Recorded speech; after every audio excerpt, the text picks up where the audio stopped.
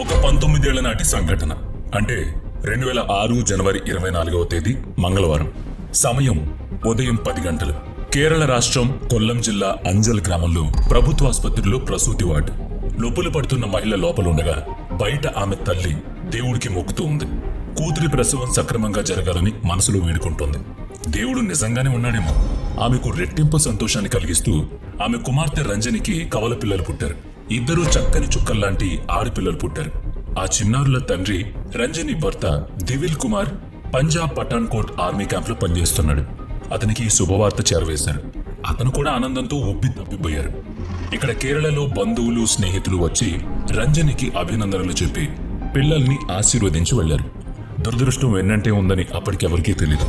కొన్ని రోజుల తర్వాత 2006 ఫిబ్రవరి 10 నాడు అమ్మమ్మ శాంత తన మనవరాళ్ల బర్త్ సర్టిఫికెట్ తీసుకోవడానికి విఆర్ఓ ఆఫీస్కి వెళ్ళగా అదే సమయానికి తెలిసిన ఆవిడ రంజనిని పిల్లల్ని చూడ్డానికి వాళ్ళ ఇంటికొచ్చింది. ఆమె లోపలికి వెళ్లి చూసేసరికి అక్కడ రంజని రక్తపు మడుగులో పడుంది. పిల్లల తలలు తెగిపడి ఉన్నాయి. ఊహించని ఆ దృశ్యం ఆమెను భయపెట్టింది. ఆమె కేకలకు చుట్టూ ఉన్నవాళ్లు పోగయ్యారు. కబురందుకున్న శాంత పరుగు పరుగున వచ్చి చూస్తే ఇంకే ఉంది. దేవుడిచ్చిన ఆనందం ఇట్టే కరిగిపోయింది. పోలీసులకు కబురెళ్ళింది. ఆర్మీలో పనిచేస్తున్న దివిల్ కుమార్ కు ఈ దుర్వార్తను చేరవేశారు. రంజనిని రోజుల పసిగుడ్డులతో సహా పొట్టన పెట్టుకున్న ఆ దుర్మార్గులు ఎవరన్నది పోలీసుల విచారణలో తెలియలేదు. కనీసం కారణాన్ని ఊహించలేకపోయారు. ఆచూకీ తెలియని కేసుగా అది రికార్డులో ఉండిపోయింది. ఇప్పుడు 2025వ సంవత్సరం, అంటే 19 ఏళ్లు పూర్తయ్యాయి. 2025 జనవరి నెలలో 2006 ఫిబ్రవరి నాటి రంజని చంటి బిడ్డల ఉసురు తీసిన హంతకుణ్ణి ఆర్టిఫిషియల్ ఇంటెలిజెన్స్ పట్టించింది. హత్యలు బాధాకరమే, ఆ ఇంటా విషాదమే. అయితే ఆచూకీ దొరకని ఆ హంతకుణ్ణి కృత్రిమ మేధ సాయంతో పట్టుకోవడం ఆసక్తికరంగా మారింది. ఇంతకీ ఆనాడు ఏం జరిగింది? పోలీసులు చేసిన విచారణలో ఏం తేలింది? హంతకుణ్ణి పట్టుకోవడానికి ఇంతకాలం ఎందుకు పట్టింది? ఇలాంటి ప్రశ్నలు వేసుకోవడం కంటే ఏం జరిగిందో నేరుగా తెలుసుకుందాం. 2006 నాటి విచారణలో శాంత విఆర్ఓ ఆఫీస్కు వెళ్లిన తర్వాత ఓ 25 ఏళ్ల యువకుడు వాళ్ళింటిలోకి వెళ్లడం చూశామని కొద్దిమంది చెప్పారు. సన్నగా పొడవుగా ఉన్న అతను బైక్ మీద ఆ ఇంటికొచ్చాడన్నారు. అయితే అతనే ఆ ముగ్గురిని హతమార్చుంటే వాళ్ళ అరుపులు వినిపించాలి కదా. చుట్టుపక్కల ఎవ్వరికీ ఏ అరుపులు వినిపించలేదు. అంటే ఆ వచ్చిన అతను రంజనికి తెలిసిన వాడే ఉండాలని పోలీసులు అనుమానించారు. రంజని తల్లి శాంతను ప్రశ్నిస్తున్న పోలీసులు ఆ అపరిచితుడి గుర్తులు చెప్తుండగా ఆమె ముఖ కవళికలు మారుతుండడాన్ని గమనించారు. అతని పేరు అనిల్ కుమార్ అని ఆమె పోలీసులకు చెప్పింది. అంటే శాంతకు కూడా అతను తెలిసినవాడే అన్నమాట. అయితే శాంత అతన్ని మొదటిసారిగా రంజనికి కాన్పోయిన రోజు ఆ హాస్పిటల్లోనే చూసింది. అతను గర్భవతి అయిన తన భార్యను చెకప్ కోసం హాస్పిటల్కు తీసుకొచ్చాడు. అప్పుడు తన కూతురు 2 పిల్లల్ని ప్రసవించినట్టు శాంత అతనికి చెప్పింది. హాస్పిటల్ క్యాంటీన్లో భోజనానికి వెళ్ళినప్పుడు కూడా అతను అక్కడికి వచ్చాడు. మాటలు కలుపుతూ తనకు అమ్మా నాన్నలు లేరని శాంతతో చెప్పాడతను. తన పేరు అనిల్ కుమార్ అని కూడా అక్కడే చెప్పాడు. గర్భిణి అయిన తన భార్య పట్ల ఎలాంటి జాగ్రత్తలు తీసుకోవాలో కూడా శాంతను అడిగి తెలుసుకున్నాడు. రంజనిని ఆ రోజు సాయంత్రం ఇంటికి తీసుకెళ్తున్నట్లు అడిగి మరీ తెలుసుకుని సరిగ్గా సాయంకాలం ఆ సమయానికి హాస్పిటల్కి వచ్చాడు. వారి కోసం ఆటో మాట్లాడి తీసుకొచ్చాడు. అనిల్ కుమార్తో వారి పరిచయం అంతవరకే జరిగింది. 17 రోజుల తర్వాత ఈ దుస్సంఘటన జరిగింది. మరి ఆ అనిల్ కుమార్కి రంజనిని పిల్లల్ని చంపాల్సిన అవసరం ఏంటన్నది పోలీసులకు అర్థం కాలేదు. అసలు అనిల్ కుమార్ ఆచూకీ కూడా దొరకలేదు. శాంత చెప్పిన గుర్తుల ప్రకారం అనిల్ కుమార్ ముఖాన్ని స్కెచ్ వేయించారు. వెతగ్గా అతను ఆ ప్రాంతంలోని ఒక టీ కొట్లో టీ తాగడానికి ఈ మధ్య చాలా తరచుగా వచ్చి వెళ్లాడని తెలిసింది. రంజని హత్య జరిగిన రోజున అతను బైక్ మీద అటొచ్చాడని కూడా పోలీసుల విచారణలో తెలిసొచ్చింది. అయినా లాభం లేకపోయింది. అటువంటి పోలికలతో ఆ చుట్టుపక్కల గ్రామాల్లో కూడా ఎవ్వరూ కనిపించలేదు. ఓ రోజు ఓ దుకాణం నుంచి పోలీసులకు ఫోన్ వచ్చింది. పోలీసులు చూపిస్తున్న ఫోటోలోని వ్యక్తి తమ దుకాణం పక్కనే ఉన్న ఏటీఎం నుంచి డబ్బులు తీసుకుంటుండగా చూశానని ఆ ఫోన్లోని వ్యక్తి చెప్పాడు. అక్కడకు చేరుకున్న పోలీసులకు అనిల్ కుమార్ వెళ్లిన దిక్కును చూపించాడు ఆ దుకాణం వ్యక్తి. ఆ దారిలో ఎంత దూరం వెళ్లినా అతను కనబడలేదు. ఆ వెంటనే ఆ ఏటీఎం తాలూకు బ్యాంకుకు వెళ్లి గుర్తులు చెప్పి సమయం చెప్పి ఆ ఖాతాదారుడు ఎవరన్నది ఆరా తీయగా అది రాజేష్ అనే వ్యక్తి బ్యాంక్ ఖాతా అని తేలింది. అంటే అనిల్ కుమార్ అసలు పేరు రాజేష్ అన్నమాట. ఊరు కన్నూరు. అక్కడికి వెళ్లి చూడగానే రాజేష్ తల్లిదండ్రులు మాత్రమే ఆ ఇంట్లో ఉన్నారు. మరి రాజేష్ ఎక్కడ? రాజేష్ పంజాబ్ పఠాన్కోట్ లో ఆర్మీలో పనిచేస్తున్నాడని అతని తల్లిదండ్రులు చెప్పారు. ఆశ్చర్యంగా ఉంది కదా. రంజని భద్ర దివిల్ కుమార్ కూడా అక్కడే పనిచేస్తున్నాడు. 1 నెల సెలవు మీద రాజేష్ ఊరికొచ్చాడు. ఆ రోజంతా అక్కడే కాపు కాసిన పోలీసులు రాజేష్ ఎంతకీ ఇంటికి రాకపోవడంతో నిరాశ చెందారు. బహుశా దివిల్ రాజేష్ల మధ్య ఏవో గొడవలుండి ఆ కక్ష కొద్దీ ఇక్కడ దివిల్ భార్య బిడ్డల్ని రాజేష్ చంపుండాలని పోలీసుల ఊహ.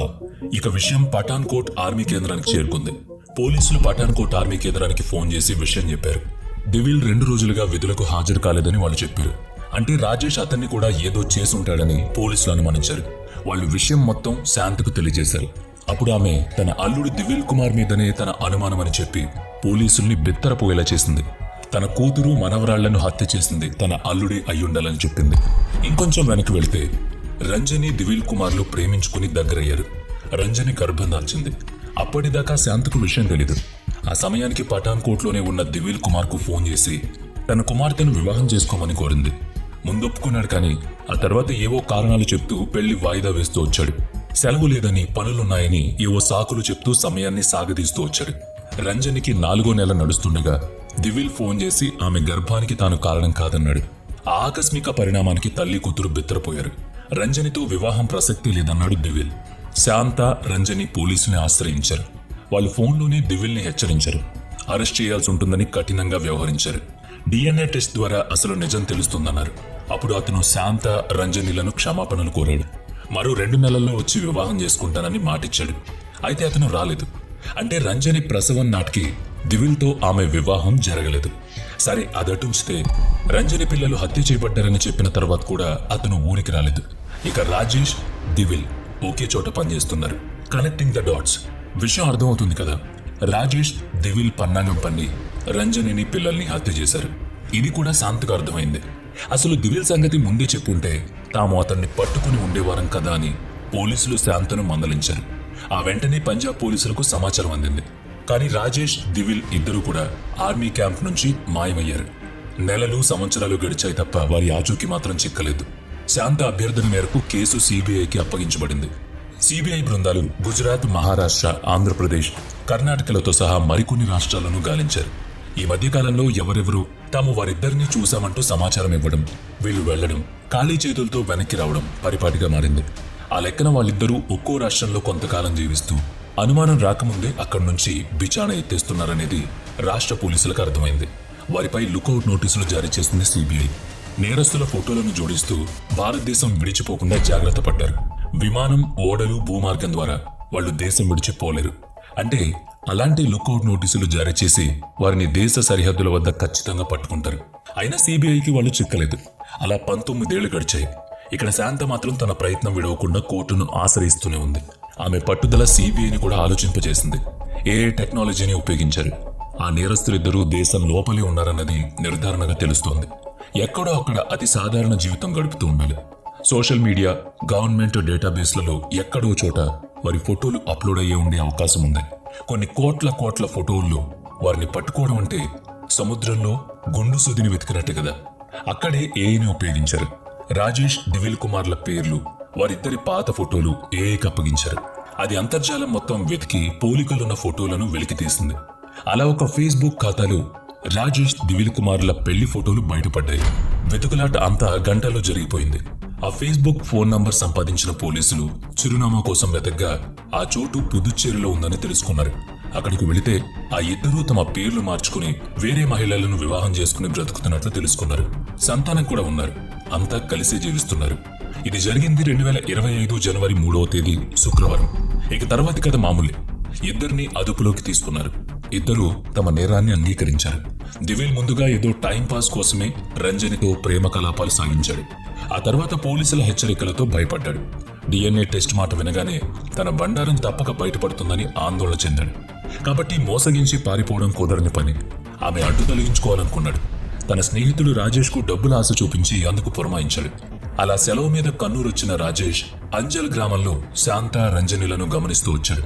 సమయం కోసం చూస్తుండగా రంజని ప్రసవించడం కూడా జరిగిపోయింది. హాస్పిటల్లోనే అంతం చేద్దాం అనుకున్నాడు, కానీ కుదరలేదు. అలా ఆ రోజు శాంత VRO ఆఫీస్కు వెళ్లిన సమయాన్ని అవకాశంగా తీసుకుని వాళ్ళింట్లో ప్రవేశించి రంజని మెడను వెనక నుంచి గట్టిగా బిగించి పట్టుకుని కత్తితో గొంతు కోశాడు. పసిబిడ్డల్ని కూడా అంతే కిరాతకంగా చంపి అక్కడి నుంచి పారిపోయాడు. ఎటూ పోలీసులు వస్తారని తెలుసు కనుక దివిల్కి ఫోన్ చేసి కర్ణాటక రమ్మని చెప్పాడు. ATM నుంచి డబ్బు తీసుకుని తాను కూడా కర్ణాటకకు వెళ్లిపోయాడు. అది మొదలు ఇద్దరూ తరచుగా మకాం మారుస్తూ వచ్చారు.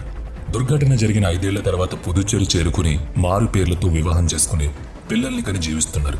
చివరకు ఏఐ పుణ్యమాని ఇద్దరూ పట్టుబడ్డారు. ఏఐ మూలంగా ఉద్యోగ అవకాశాలు సన్నగిల్లుతున్నాయని, అవకాశవాదులు తమకు నచ్చిన వారి ఫోటోలను మార్ఫింగ్ చేసి తప్పుడు ప్రచారానికి ఉపయోగిస్తున్నారని ప్రతికూలతలున్నట్లే ఇదిగో ఇలాంటి అంతు చిక్కని కేసులు కూడా పరిష్కారం అవుతున్నాయి. బాధితులకు న్యాయం కూడా జరుగుతోంది. ఆయుధం ఒకటే, దాన్ని పనిముట్టుగా వాడతారా, మారణాయుధంగా వాడతారా అన్నది మనిషి వివేకం మీద, వాళ్ళ చర్యల మీద ఆధారపడి ఉంటుంది. ఈ కేసులో అది నిజమని తేలింది కూడా.